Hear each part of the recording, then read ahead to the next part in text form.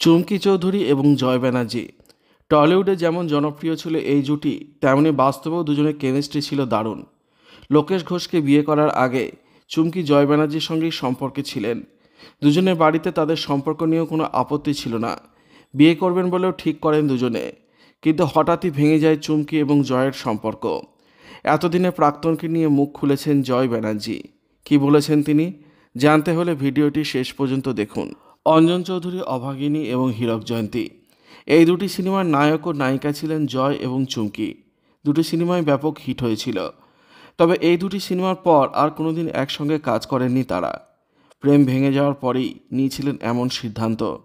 ঘরোয়া, আন্তরিক, শান্তশিষ্ট চুমকিকে প্রথম দেখাতেই ভালো লেগে গিয়েছিল জয়ের। চুমকি বরাবরই বড়দের খুব সম্মান করতেন। বাবা মায়ের দেখভাল থেকে বাড়িঘর সামলানো, একা হাতে করতেন সব কাজ। আর জয়ের বাবা মাকেও খুব শ্রদ্ধা করতেন তিনি। এসব দেখেই চুমকির প্রতি আরও বেশি অনুরক্ত হয়ে পড়েন জয়। তা সত্ত্বেও এত গভীর প্রেম কেন ভেঙে গিয়েছিল? এর কারণ আসলে জয় নিজেও জানেন না। তার কথায় বিয়ে ঠিক হয়ে যাওয়ার পরেও কোনো কারণ ছাড়াই তারা আলাদা হয়ে যান। তাদের সম্পর্কটা টিকল না। এরপর আর কখনো একসঙ্গে অভিনয় করেননি তারা। কিন্তু এখন জীবনের এই পর্যায়ে এসে জয় অনুভব করছেন, সেই সময় ব্যক্তিগত জীবনের ছায়া পেশাগত জীবনে না পড়তে দিলেই হয়তো ভালো হতো।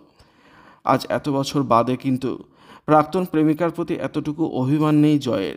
চুমকির জীবনকে তিনি খুব কাছ থেকে দেখেছেন। মা, বাবা, ভাই, একে একে কাছের মানুষকে হারিয়ে ফেলেছেন তিনি। তার স্বামী লোকেশ ঘোষের সঙ্গেও সম্পর্কটা একেবারে সুখের হয়নি।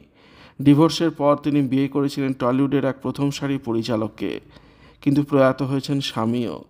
জয় চান চুমকি খুব ভালো থাকুন, তার বাকি জীবনটা যেন শান্তিতে কাটে।